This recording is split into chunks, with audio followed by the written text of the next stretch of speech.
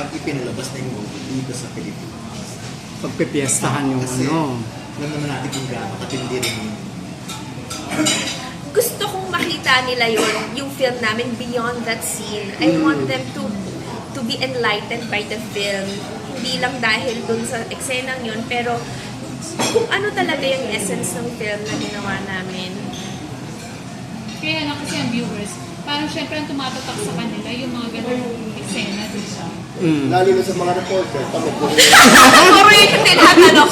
Kasi, Well, actually, kasi totoo naman, para sa babae, mahirap talaga gumawa ng ganong eksena. Parang, Lalo yung description kailangan directed ka na. oo, feeling mo parang, teka lang po.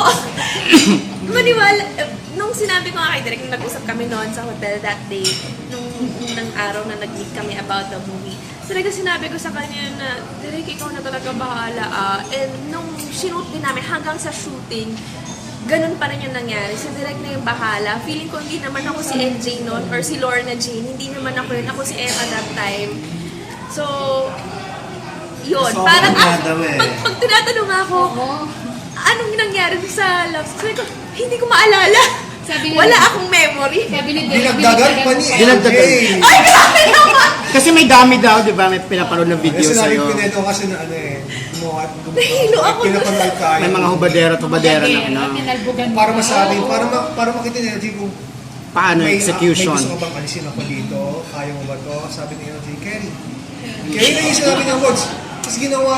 And then yung ginawa. Tinalbugan mo pa. Tinalbubong pa niya yung... Nahilo ako. Sabi ko sa inyo, wala akong maalala. Sorry.